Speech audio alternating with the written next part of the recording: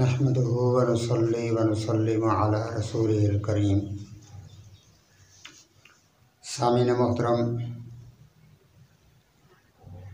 आज 21 रजब का दिन है और कल 22 रजब है। सैयदना मुआविया बिन अबी सुफियान रज़ियल्लाहु ताला अन्हु की वफ़ात का दिन है। हज़रत अमीर मुआविया रज़ियल्लाहु ताला अन्हु पर कुछ लोग एतराज़ात करते हैं कि उनकी हुकूमत मलूकियत थी और ज़ुल्म जोर की हुकूमत थी। तो बादशाहत मलूकियत ये क्या होती है, इसके बारे में थोड़ी सी वजाहत करना चाहता हूँ और फिर अमीर मुआविया की हुकूमत पर अकाबरीन सहाबा किराम ताबईन मुर्रिखीन के अक़वाल आपके सामने पेश करूँगा कि मुआविया बिन अबी सुफियान की हुकूमत को वो मलूकियत ज़ुल्म की हुकूमत समझते थे या खिलाफत राशिदा के नहज पर उनकी हुकूमत समझते थे। गौर से बात सुनेंगे तो इंशाअल्लाह बात समझ आएगी। अल्लाह ताला ने कुरान पाक के अंदर फरमाया है, लिमनिल मुल्कुल यौम, कि आज के रोज़ किसकी हुकूमत है। ये ऐलान अल्लाह रब्बुल आलमीन जब सारी कायनात ख़त्म हो जाएगी उस वक्त फरमाएंगे कि ये किसकी हुकूमत है, किसकी बादशाहत है आज। तो जवाब जब नहीं मिलेगा तो अल्लाह ताला ही की तरफ से जवाब आएगा कि लिल्लाहिल वाहिदिल क़हार, आज अकेले ज़बरदस्त अल्लाह ताला की हुकूमत है और किसी की नहीं। हुवल्लाहुल्लज़ी ला इलाहा इल्ला हुवल मलिकुल कुद्दूस, वो ऐसा महबूद है कि उसके सिवा कोई महबूद नहीं है और वो बादशाह है। अब यहाँ पहली आयत में भी बादशाह का ज़िक्र है, हुकूमत का ज़िक्र है, दूसरी के अंदर भी बादशाह का ज़िक्र आया है। इसी तरह बनी इसराइल ने अपने पैगंबर समूएल से दरख्वास्त की अलैहिस्सलाम कि हमारे लिए कोई बादशाह मुकर्रर कर दें जिसकी क़ियादत में हम जिहाद करें। बादशाहत का मकसद ये होता है कि वो अल्लाह के रास्ते में जिहाद उसकी क़ियादत में किया जाए। तो उन्होंने बाइज़्न इलाही अल्लाह ताला के हुक्म से बताया कि अल्लाह ताला ने तुम्हारा बादशाह तालूत को बना दिया है। अगर मलूकियत कोई मज़मूम चीज़ होती तो न पैगंबर अल्लाह से इसकी मदद तलब करते और ना ही अल्लाह उनकी इस दुआ को शर्फ़ कबूलियत अता फरमाते। इसी तरह सुलेमान अलैहिस्सलातु वस्सलाम और उनके वालिद माजिद दोनों नबी भी थे और बादशाह भी थे। हज़रत दाऊद अलैहिस्सलाम के बारे में इरशाद बारी ताला है, वआतहुल्लाहुल मुल्का वल हिकमता, और उनको अल्लाह ताला ने हुकूमत भी दी और सल्तनत भी अता फरमाई। हज़रत सुलेमान अलैहिस्सलाम ने अपने लिए दुआ मांगी थी, रब्बि ग़फ़िरली वहबली मुल्कन ला यंबग़ी लि अहदिम मिन बादी, कि मेरे रब मेरा पिछला कसूर माफ़ कर दे और आइंदा के लिए मुझको ऐसी सल्तनत दे कि मेरे सिवा मेरे ज़माना में किसी को मुयस्सर ना हो। इस बहस को मज़ीद तूल दिया जाए तो दिया जा सकता है, लेकिन मसला समझने के लिए इतनी बात काफ़ी है कि मलूकियत अपनी ज़ात में कोई ऐब नहीं रखती, मुल्क उसे अच्छा या बुरा बनाता है। अगर इस्लाम के मुताबिक हुकूमत की जाए, बादशाहत की जाए, तो ये मज़मूम नहीं है। अब सुनिए कि अमीर मुआविया रज़ी अल्लाह तआला अन्हु की बादशाहत और खिलाफत के बारे में अकाबिर सहाबा इकराम रिज़वानुल्लाह अलैहिम अजमईन का क्या कौल है, क्या अक़वाल हैं, वो क्या कहते हैं अमीर मुआविया के हुकूमत के बारे में। खैर हब्र उम्मत और मुफस्सिर कुरान हज़रत सैयदना अब्दुल्ला इब्न अब्बास रज़ी अल्लाह तआला अन्हुमा वो फरमाते हैं कि मैंने मुआविया से बढ़कर सल्तनत और फरमा रवाई के लायक किसी को न पाया। वो मुफस्सिर कुरान भी हैं, हजूर सल्लल्लाहु अलैहि वसल्लम के चचाजाद भाई भी हैं, कितना करीबी रिश्ता है और आले बैत के अफराद में से हैं। वो ये बात फरमा रहे हैं कि मैंने मुआविया से बढ़कर सल्तनत और फरमा रवाई के लायक किसी को नहीं पाया। मज़ीद वो फरमाते हैं कि मैंने मुआविया से बढ़कर हुक्मरानी के लायक किसी को न पाया। मैंने मुआविया के बग़ैर और मुआविया से बढ़कर हुक्मरानी का लायक किसी को न पाया।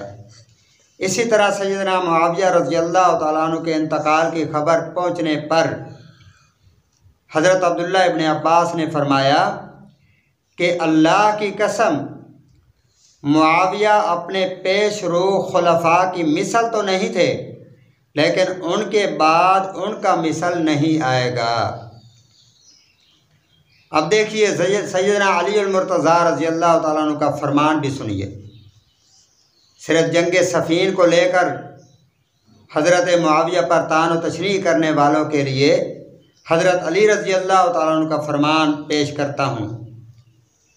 हज़रत अली रज़ी अल्लाह तआला अन्हु फरमाते हैं, ऐ लोगो, तुम मुआविया की इमारत को बुरा मत जानो, क्योंकि अल्लाह की कसम अगर तुमने उन्हें खो दिया तो तुम देखोगे कि सर अपने शानों से यूं जुदा होंगे जिस तरह हंजल का फल अपने दरख्त से टूट कर गिरता है। ये सैयदना अली रज़ी अल्लाह तआला फरमा रहे हैं कि उनको बुरा न कहो, उनकी इमारत को, उनकी हुकूमत को, क्योंकि उनकी हुकूमत में अमन है, सुकून है। जब वो नहीं रहेंगे तुम उनको खो बैठोगे तो फिर देखना कि सर तन से किस तरह जुदा होते हैं। और ये तारीख़ गवाह है कि मुआविया बिन अबी सुफियान की हुकूमत के बाद क्या हुआ है, तारीख़ बताती है। सैयदना इमाम हसन रज़ी अल्लाह तआला अन्हु, जिन्होंने हज़रत अमीर मुआविया रज़ी अल्लाह तआला अन्हु से सुलह करके उनके हाथ पर बैत की थी, हज़रत अली रज़ी अल्लाह तआला अन्हु के बड़े फर्जंद हैं, जिनको जहर दिया गया, और जहर भी उन लोगों ने दिया जो मुहिब्बाने अली अपने आप को कहलाते थे। और उन्होंने हज़रत इमाम हसन को ये भी कहा कि तुम मोमिनीन को जलील करने वाले हो कि मुआविया के हाथ पर बैत क्यों की है। अब जुर्रत देखिए कि नवासा रसूल, फ़ज़ैल और मनाकिब का मंबा, लेकिन 2% के लोग कह रहे हैं कि तुमने ये काम क्यों किया कि मुआविया के हाथ पर बैत कर ली और उनसे सुलह कर ली। हज़रत इमाम हसन रज़ी अल्लाह तआला अन्हु ने जब सैयदना मुआविया रज़ी अल्लाह तआला अन्हु से सुलह की तो बाज़ कम फ़हम लोगों ने आप रज़ी अल्लाह तआला अन्हु के इस इक़दाम को मौजब कदा जानकर आपको मतऊन किया। तो आपने फरमाया, मुझे बुरा मत कहो, क्योंकि मैंने हुज़ूर सल्लल्लाहु अलैहि वसल्लम से सुना है कि रात और दिन की गर्दिश उस वक्त तक ख़त्म ना होगी जब तक कि मुआविया रज़ी अल्लाह तआला अन्हु हुक्मरान ना हो जाएं। अब सुनिए सैयदना अब्दुल्ला बिन उमर रज़ी अल्लाह तआला अन्हुमा, वो फरमाते हैं, मैंने हुज़ूर सल्लल्लाहु अलैहि वसल्लम के बाद मुआविया से बढ़कर लायक हुक्मरानी यानी उमूर मुमलिकत का माहिर किसी को नहीं पाया। मज़ीद फरमाते हैं कि अल्लाह की कसम अबू बकर व उमर, उस्मान व अली रज़ियल्लाहु ताला अन्हुम अजमाइन मुआविया से बेहतर और अफजल थे, लेकिन हुक्मरानी में अमीर मुआविया फायक और बेहतर थे। सैयदना साद बिन अबी वक्कास रज़ियल्लाहु ताला अन्हु वो क्या फरमाते हैं? वो फरमाते हैं कि मैंने सैयदना उस्मान के बाद सैयदना मुआविया रज़ियल्लाहु ताला अन्हु से बढ़कर किसी को हक़ का पूरा करने वाला और हक़ का फ़ैसला करने वाला ना पाया। हज़रत काब अहबार रहमतुल्लाह ताला अलैह जो ताबईन में उनका शुमार होता है, वो क्या फरमाते हैं? वो फरमाते हैं कि उम्मत में मुआविया से बढ़कर और बेहतर हुक्मरानी किसी ने नहीं की। हज़रत इमाम अबू इसहाक़ रहमतुल्लाह अलैह वो फरमाते हैं कि अबू बकर बिन इयाश से मरवी है कि फरमाया अबू इसहाक़ ने कि मैंने मुआविया रज़ियल्लाहु ताला अन्हु के बाद उनका मिसल नहीं देखा। हज़रत मुजाहिद रहमतुल्लाह अलैह वो फरमाते हैं कि अगर तुम मुआविया के अहद को पा लेते तो यूँ कहते कि महदी तो यही हैं। हाफिज़ इमाम इब्न तैमिया रहमतुल्लाह अलैह बहुत बड़े मुअर्रिख़ गुज़रे हैं, फ़क़ीह गुज़रे हैं, बहुत बड़े आलिम। वो क्या फरमाते हैं? वो फरमाते हैं कि हज़रत मुआविया रज़ियल्लाहु ताला अन्हु का बर्ताव अपनी रैयत के साथ बेहतरीन हुक्मरान का बर्ताव था और आपकी रियाया आपसे मोहब्बत करती थी। और बुखारी और मुस्लिम की अहादीस से साबित है कि हुज़ूर सल्लल्लाहु अलैहि वसल्लम ने फरमाया, तुम्हारे उमरा में से बेहतरीन अमीर वो हैं कि तुम उनसे मोहब्बत करते हो और वो तुमसे मोहब्बत करते हो, और तुम उनके हक़ में रहमत की दुआ करते हो और वो तुम्हारे हक़ में रहमत की दुआ करते हैं। अब देखिए कि मुआविया बिन अबी सुफियान की रइयत तो उनसे मोहब्बत करती थी, और आज का मुअर्रिख़ बैठकर फ़ैसला करे कि उनकी हुकूमत जुल्म की हुकूमत थी, नाइंसाफ़ी की हुकूमत थी। क्या वो रइयत जो थी अमीर मुआविया की, उनको पता नहीं था हम पर जुल्म हो रहा है? अगर हो रहा होता तो वो ज़रूर इस चीज़ का एतराफ़ करते। सरासर इस्लाम को, दीन को मतऊन करने के लिए और सहाबी रसूल पर तान तशरीह करने के लिए ये मन घड़त किस्से कहानियाँ उम्मत के सामने पेश करके उम्मत को गुमराह किया जा रहा है। हमारे मुसलमान नौजवानों को सोचना चाहिए। अल्लाह ने अक़ल दी है, समझ दी है, मुतालिया करो, पढ़ो, समझो कि मुआविया बिन अबी सुफियान कितने बड़े जलील क़दर सहाबी थे।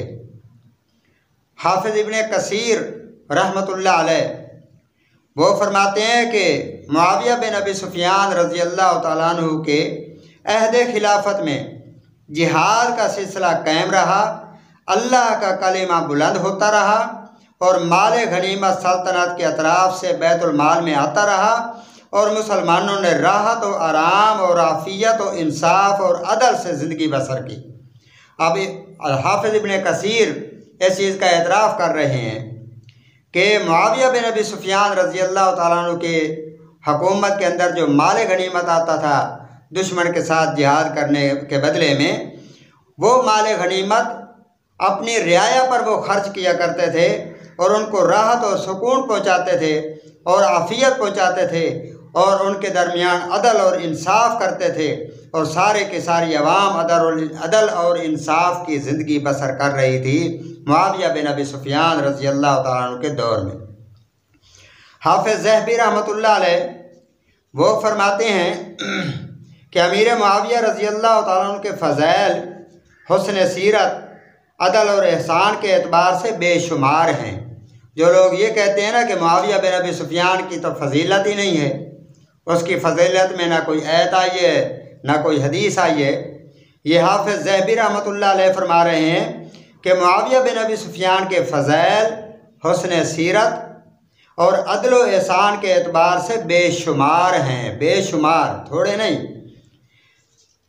क्या इन वाज़ेह बयानात के बाद भी हज़रत अमीर मुआविया की हुकूमत और सल्तनत को मलूकियत और जुल्म की हुकूमत कहा जाता रहेगा? जबकि कुरान के अंदर जितनी आयात सहाबा किराम के बारे में आई हैं वो जमा के सीगे के साथ आई हैं, जिसमें सारे सहाबा शामिल हैं, मुआविया बिन अबी सुफियान भी शामिल हैं दूसरे सहाबा किराम के साथ। उलाइका हुमुल मुमिनून हक्का, मुआविया बिन अबी सुफियान इसमें शामिल। उलाइका हुमुर राशिदून, मुआविया बिन अबी सुफियान इसमें शामिल। उलाइका अल्लज़ीना अम्तहनल्लाहु क़ुलूबहुम लित्तक़वा, इसके मिस्दाक़ भी मुआविया बिन अबी सुफियान भी हैं बाकी सहाबा किराम के साथ। और वहब्बबा इलैकुमुल ईमान वज़य्यनहु फ़ी क़ुलूबिकुम वकर्रहा इलैकुमुल कुफ़्र वल फ़ुसूक़ वल इस्यान, इसके साथ इस आयत के मिस्दाक़ जिस तरह दूसरे सहाबा किराम हैं उसी तरह मुआविया बिन अबी सुफियान भी इसमें शामिल हैं। तो मेरे भाइयों, उनके हुकूमत और उनका इक़्तिदार खिलाफत रास्ता की नहज पर था, अदल व इंसाफ था, माल गनीमत गरीब अवाम पर खर्च करके उनको खुशहाल करने का जज्बा सैयदना मुआविया बिन अबी सुफियान के अंदर मौजूद था। और उनके मैंने पिछले बयानात के अंदर वाक़यात भी सुनाए हैं जो उन्होंने अपना एहतसाब करने के लिए एक लफ्ज़ कहा था, एक जुमे फिर दूसरे जुमे फिर तीसरे जुमे। तो एक शख्स ने खड़े होकर जब कहा कि माल गनीमत और बैतुल माल हमारा है, अगर हमारी मर्ज़ी के ख़िलाफ़ किया गया और अपनी मर्ज़ी से खर्च किया तो तुम्हारे और हमारे दरमियान तलवार फैसला करेगी। फिर मुआविया बिन अबी सुफियान ने उसे कहा कि अल्लाह तेरी ज़िंदगी दराज करे कि तूने मेरी ज़िंदगी दराज कर दी, कि मैंने हजूर सल्लल्लाहु अलैहि वसल्लम से सुना था कि ऐसे हुक्मरान आएंगे जो गलत बयानी करेंगे लेकिन उनको टोकने वाला रोकने वाला कोई नहीं होगा। तूने मुझे टोक कर ये साबित कर दिया। मैं भी यही चाहता था कि अपने आप का मुहासबा करूं कि मैं उन हुक्मरानों में हूं जो जहन्नमी हैं या जन्नत के हुक्मरानों में हूं। तो तेरा भला हो, अल्लाह तुझे जज़ाए खैर दे कि तूने मेरी ज़िंदगी को सुकून अता कर दिया और मुझे जहन्नम के अज़ाब से बचा लिया। तो इसलिए मेरे भाइयों, सहाबा किराम के बारे में हम अपने दिलों को साफ़ करें।